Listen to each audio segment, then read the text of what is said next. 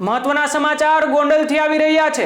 ગોંડલના મોટી ખિલોરી ગામેથી ગાંજાનું વાવેતર છે તે ઝડપી પાડવામાં આવ્યું હતું। ગોંડલના મોટી ખિલોરી ગામે રાજકોટ ગ્રામ્ય એસઓજીની ટીમે દરોડો પાડી ખેતરમાં ગાંજાનું વાવેતર ઝડપી લીધો હતો અને વાડી માલિકની ધરપકડ કરી હતી। ગાંજા ₹10.65 લાખ રૂપિયાના લીલા છોડ કબજે કરી વધુ તપાસ હાથ ધરી હતી। મળતી વિગતો મુજબ ગોંડલના મોટી ખિલોરી ગામે એસઓજીની ટીમનો સપાટો જોવા મળી રહ્યો છે। વાડીમાંથી 21 કિલો અને 300 ગ્રામ જેટલા લીલા ગાંજાના છોડ મળી આવ્યા હતા, જેની કિંમત ₹10.65 લાખ રૂપિયા ગણવામાં આવી હતી। એસઓજીની ટીમે વાડી માલિક નિર્મળ નાથાભાઈ ડેરની ધરપકડ કરી। એસઓજીના સૂત્રોએ જણાવ્યું હતું કે 4 માસ પહેલા વાવેતર કર્યાનું જણાવી રહ્યો છે। આ સ્થિતિ ખરેખર કયા સમયથી ગાંજો ઉગાડે છે અને બી ક્યાંથી લાવે છે એ સહિત તપાસ હાથ ધરવામાં આવી છે। એસઓજીને ખાનગી રાહે હકીકત મળેલ હતી કે એક નિર્મલભાઈ નાથાભાઈ ડેર પોતાની વાડીમાં ગાંજાની ખેતી કરે છે।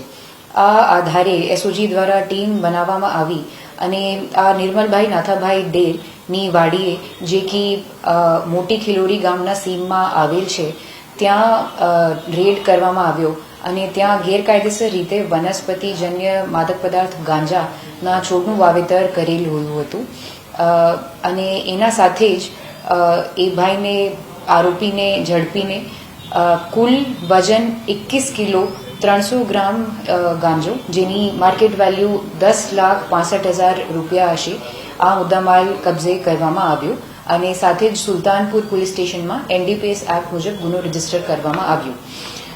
એ સાથે અમારી જાહેર જનતાને અપીલ છે કે આપ કોઈ પણ પ્રોહિબિટેડ સબસ્ટન્સની જાણતા અથવા અંજાનમાં ખેતી ના કરશો। પોલીસ તમારા ઉપર ડ્રોનથી અને બીજી રીતથી સતત નજર રાખે છે અને એવું કોઈ સબસ્ટન્સની માહિતી અગર મળશે તો કડક કાર્યવાહી કરવામાં આવે છે। આ આરોપી માર્કેટમાં યુવાનો સુધી આ ગાંજો પહોંચાવે એથી પહેલાં જ પોલીસ દ્વારા આ સીઝ કરવામાં આવ્યો છે અને યુવાનોથી પણ મારી અપીલ છે કે એવા સબસ્ટન્સથી આપણે દૂર રહેવાનું છે અને આપણું આખું ફોકસ આપણી પઢાઈ, સ્પોર્ટ્સ અને બીજી હોબીઝમાં રાખવાનું છે।